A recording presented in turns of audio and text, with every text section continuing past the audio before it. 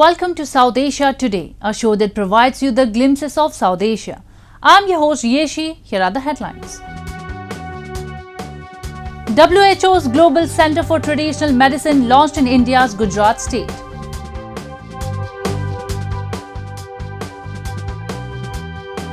Sri Lanka expands cabinet amid economic crisis protests. And devotees pull chariots to mark celestial wedding of gods in southern India.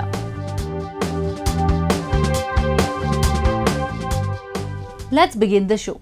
India has a rich history of traditional system of medicine which is now gaining global recognition. Recently, Indian Prime Minister Narendra Modi inaugurated the first of its kind World Health Organization's Global Center for Traditional Medicine in the country's western city of Jamnagar. The inaugural ceremony occurred in the presence of WHO Chief and Mauritius Prime Minister.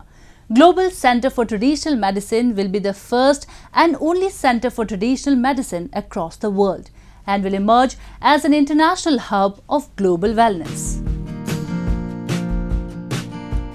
It's a new beginning in the field of Indian traditional medicines like Ayurveda, homeopathy, naturopathy and Unani. The foundation of World Health Organization Global Center for Traditional Medicine was laid in Jamnagar with an objective to harness the capability of traditional medicine by combining it with technological advancements and evidence-based research.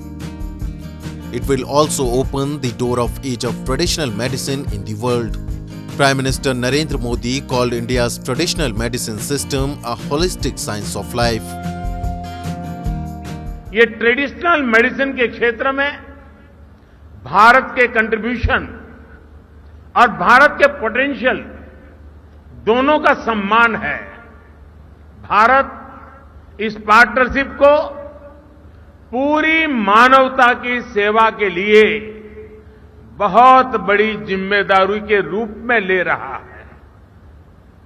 ये centre दुनिया भर में फैली पारंपरिक चिकित्सा से सहयोग से दुनिया के लोगों को बेहतर मेडिकल सॉल्यूशन देने में मदद करेगा।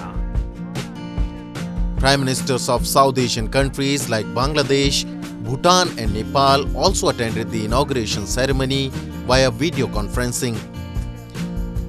Global Center for In a video message, Bangladesh Prime Minister Sheikh Hasina appreciated the efforts of Government of India in controlling the COVID-19 pandemic and achieving massive vaccination coverage. Meanwhile, WHO Director General Dr. Tedros Adhanom Ghebreyesus, who was present at the ceremony, said the center will help in evidence-based research for traditional medicine. The WHO Global Center for Traditional Medicine that we are launching will help to harness the power of science to strengthen the evidence base for traditional medicine. This is a truly global project. 107 WHO member states have national governmental offices for traditional and complementary medicine. So this means India will go to the world and the whole world will come to India. The World Health Organization Global Center for Traditional Medicine will be the first and only global outpost center for traditional medicine from across the world. It will arise as an international hub of global wellness in the coming years. Moving on to Sri Lanka, where the island nation is grappling with unprecedented economic turmoil, with protesters taking to the streets dealing with shortages and soaring inflation. Despite the demand over the resignation of Rajpaksas, the cabinet has been expanded with new ministers. Take a look. People in Sri Lanka continue to hit the streets to call for Rajpaksa to step down, venting their anger at soaring inflation and constant power cuts caused by the spiraling economic crisis. Amid ongoing remonstrations demanding the government ouster over its alleged failure to address the worst economic crisis, Sri Lanka President Gotabaya Rajapaksa appointed a new cabinet with 17 new ministers. The president's elder brother Mahinda Rajapaksa, however, remains the prime minister. Only 5 members of the previous cabinet were sworn in again, while most of the other portfolios were allocated to members of the ruling party. අද පවතින මේ අර්බුදය ඒ ජනතාව ඉල්ලපු මේ system change එක කරන්න හොඳ අවස්ථාවක්. තමුන්නාන්සලට ඒ අවස්ථාව ලැබිලා තියෙනවා. ඒකම මම ඉල්ලා සිටිනවා මේ තරුණයන්ගෙන් ඒට උපකාර කරන්නට කියලා. Supporters of the opposition National People's Power Party began a 3-day 57-kilometer miles march from the southern city of Biruvalla to Sri Lanka's commercial capital Colombo, protesting against the government handling of a devastating economic crisis. Demonstrations have raged across the country for weeks as people angered by prolonged power cuts and shortages of fuel and medicines have been demanding President Gotabaya Rajapaksa's resignation. රට පුරා විශේෂම goal pace පිටියේ මෙතෙක් ලංකාවේ උද්ඝෝෂවලට සම්බන්ධ නොවුණු විශාල පිරිසක් තමගේ වේදනාව තමගේ පීඩනය ප්‍රකාශයට පත් කරමින් තිබෙනවා. ඒ නිසා දැන් අපි කළ යුතු වන්නේ විරෝධයෙන් එහාට ගිහිල්ලා මේ රටේ ආර්ථික සංවර්ධනයත් නීති විධානයේ ආධිපත්‍යයත් වංචාවෙන් දූෂණයෙන් තොර ආණ්ඩුවකුත් වංචාවෙන් දූෂණය කරලා දීපල පවර ගන්න ආණ්ඩුවකුත් වංචනිකයන්ට දූෂණයට දඬුවම් දෙන ආණ්ඩුවකුත් අපි ගොඩනගා ගත යුතුයි. ඒ නිසා ජාතික ජන බලවේගය ඒ සඳහා පුළුල්තම වේදිකාව හදලා තිබෙනවා. The financial crisis has also darkened murky waters of Sri Lanka, where fishermen are facing difficulties in covering their expenses. The crisis has grounded at least half the area's trawler fleet. Fishermen struggle to stay afloat as people deal with skyrocketing prices, prolonged power cuts, and shortages of medicine, fuel, and other items.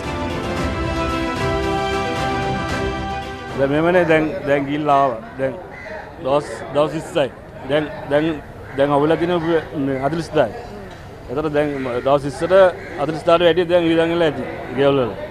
ඊසල් කවදා වේද ණය වෙන විදියක් නෑ පොලිය අරන් ඉතින් මිනිස්සු මේ අසරණ වෙන ගොඩක් මේ ලංකාවේ ජීවත් වෙන්න බැරි තත්ත්වයක් තමයි එන්නේ. The current financial situation in Sri Lanka has pushed Sri Lankan officials to meet with the International Monetary Fund to discuss an emergency loan program to tackle the shortages of fuel and other essentials. The IMF said the discussions were at an early stage and any deal would require adequate assurances that Sri Lanka could resolve its unsustainable debt situation.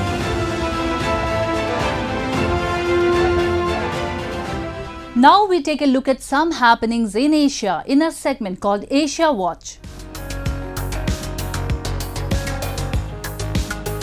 A Malaysian smart farming services provider is collaborating with China's Alibaba Cloud to improve crop yields for country's durian farmers using the Internet of Things and big data analytics to boost productivity and even the quality of the fruit among the other crops.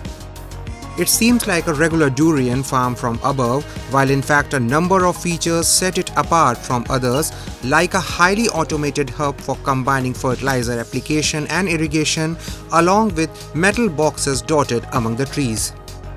Malaysia's Regal Tech specializes in smart farming solutions powered by cloud computing company Alibaba Cloud, a subsidiary of Chinese tech giant Alibaba Group.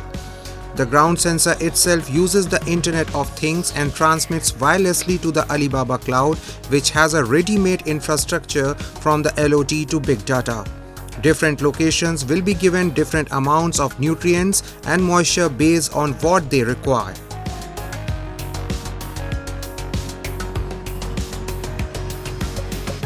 24-year-old Syrian woman Hiba Zain spends a lot of time in her car during the holy month of Ramadan collecting iftar meals from charities and delivering them to those in need. Rising fuel and transportation costs in Syria prompted her to take up the initiative, as many families in the city of Katana in the Damascus countryside cannot afford to get to charities. While the media student used to collect food packages from individuals, she later on headed to charities after noticing that the number of those in need is high. The number of people in need of assistance in Syria reached 14.6 million in 2021, a 1.2 million increase from 2020, the United Nations says. Extreme poverty is estimated at almost two-thirds of the roughly 18 million people living in Syria today.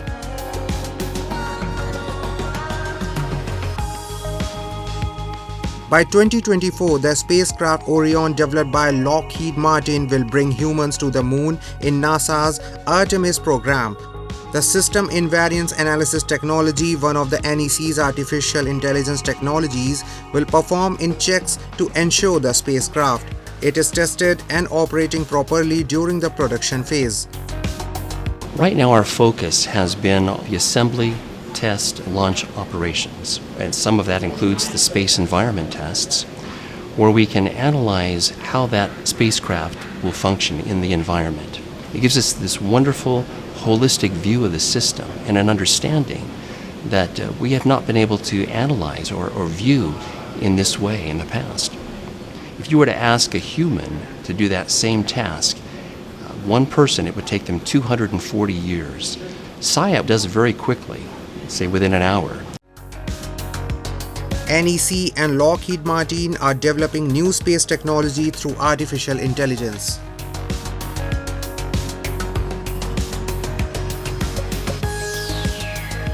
In the era of carbon neutral, Idemitsu Kosan is trying to develop new industrial field. The company has rich experience of chemical high-level fiber material field.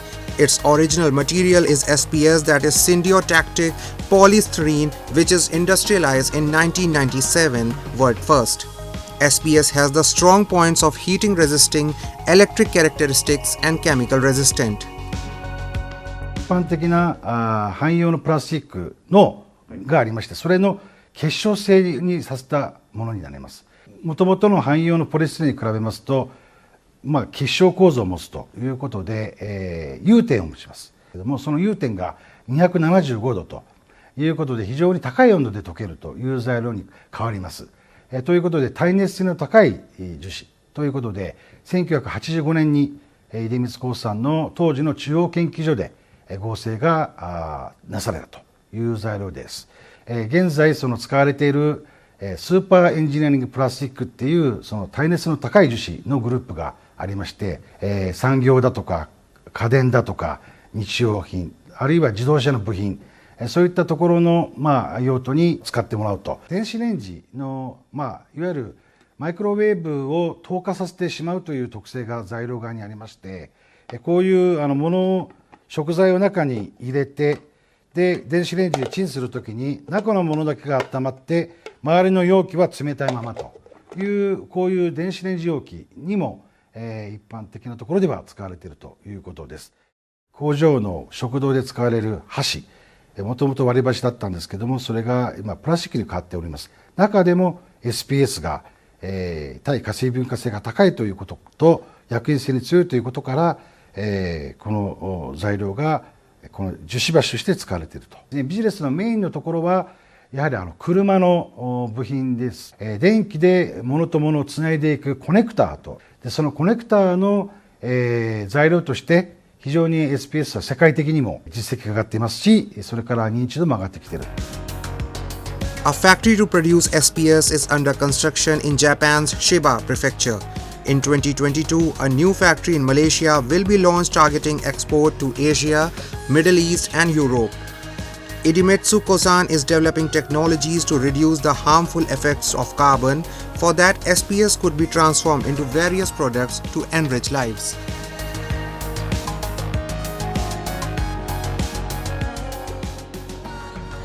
The Himalayan nation Nepal has decided to deliver support to World Health Organization Director Tedros Adhanom Ghebreyesus for the second term. Addressing the media post the meeting with WHO Director in capital Kathmandu, Nepal's Health Minister Birod Khatiwada informed that Nepal would support incumbent for the second term. Minister Khatiwada thanked the WHO chief for providing various assistances to Government of Nepal in addressing the health needs of the Nepali people. He added Nepal needed cooperation from the WHO in the areas of quality control and access to medicines, advanced laboratories, regulatory capacity, human resource development, technology transfer, and medical research and diagnosis, among others. Dr. Ghebreyesus, Director General of WHO, arrived in Kathmandu on an official visit. He is accompanied by Dr. Poonam Khetrapal Singh, Regional Director WHO Southeast Asia Regional Office, and other officials of WHO.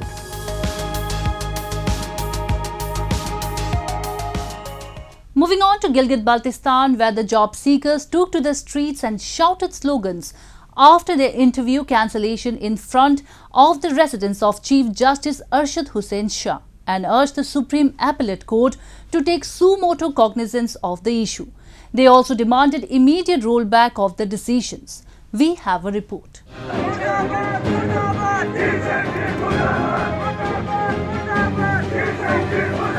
This group of protesting people comprises candidates who had their interview dates lined up for their jobs with the government's Water and Power Department, but one arbitrary call from the Chief Secretary has turned their lives upside down. It is not just that their interviews have been cancelled, but their future has been thrown in jeopardy with no alternative plan of action in future assured or suggested. They gathered in front of the residence of Chief Justice Arshad Hussain Shah and urged the Supreme Appellate Court to take suo motu cognizance of the issue. And while shouting slogans against the Chief Secretary, they demanded immediate rollback of the decision.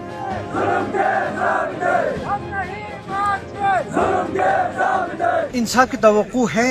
इससे पहले भी हमने supreme appellate court में ही case दायर करके इन जो रुके हुए असामियों के उनके ऊपर दोबारा से इंटरव्यू हुआ था, लेकिन अब फिर वही चीफ सेक्रेटरी की वजह से ये रुक गया है। हम उम्मीद करते हैं कि सुप्रीम एपीलेट कोर्ट की जो जजेस साहिबान हैं वो दोबारा इसके ऊपर सुमोटो एक्शन लेके ये जल्द अज जल्द इस काम को दोबारा शुरू करेंगे। The decision to invalidate the entire recruitment process came in the immediate backdrop of change in the government in Islamabad after Imran Khan was ousted in a midnight no-confidence motion last week. The candidates, however, say that they have nothing to do with politics and they should not be made victims of any political rivalry.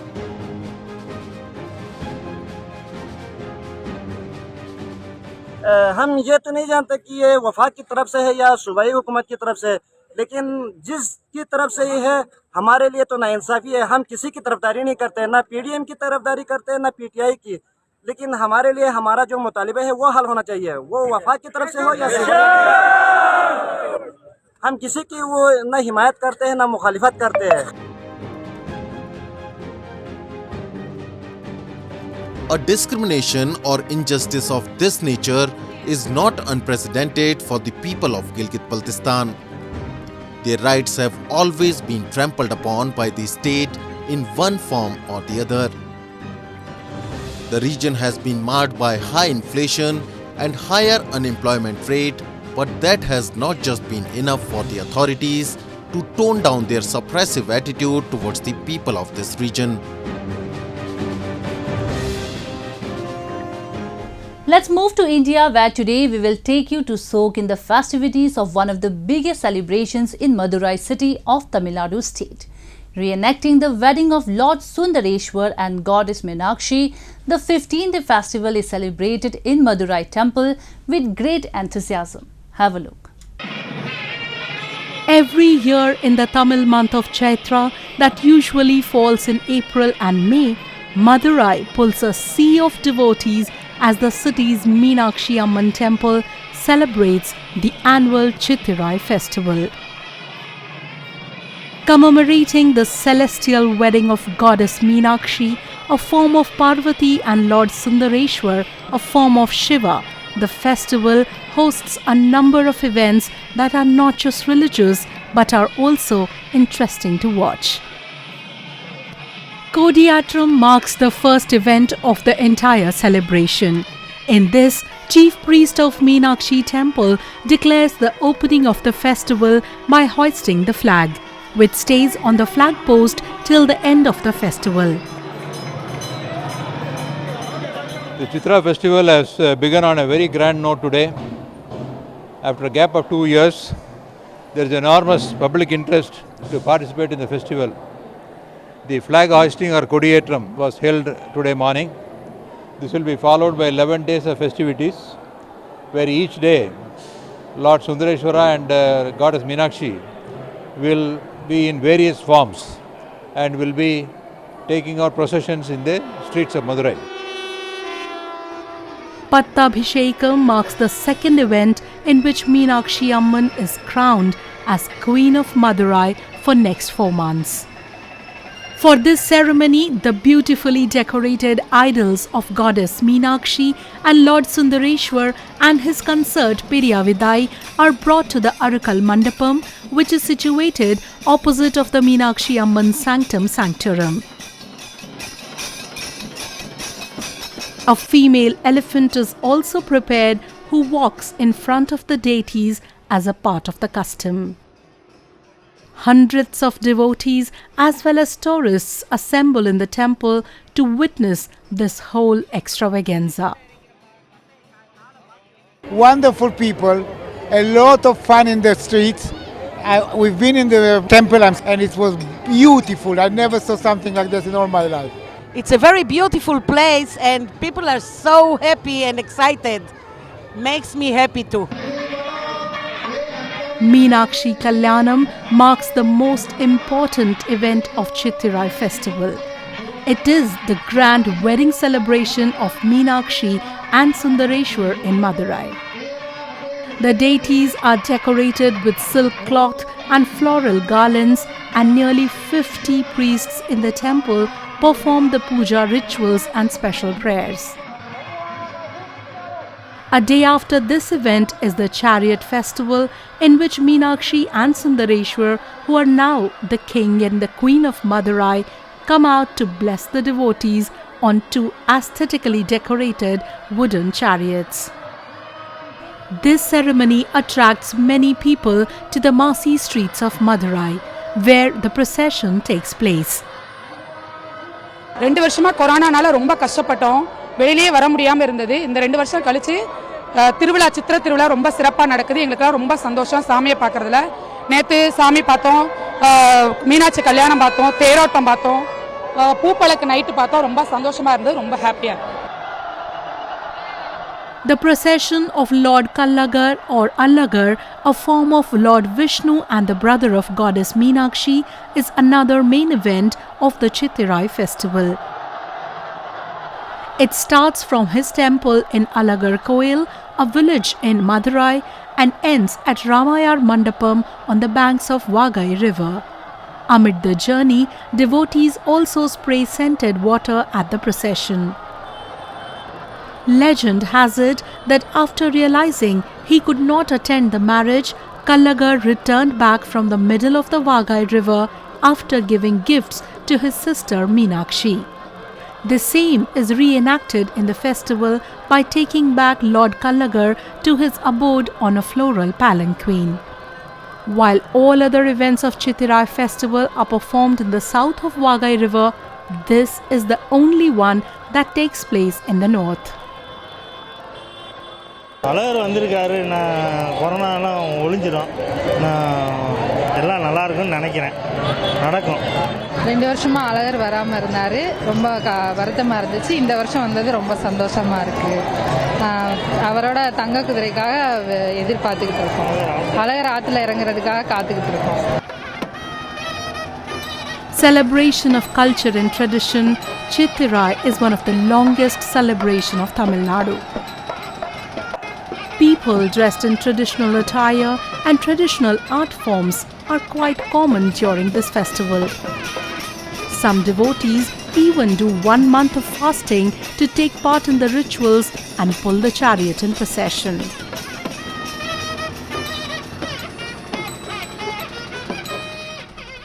It's time for me to wrap up today's episode. We will be back next week at the same time.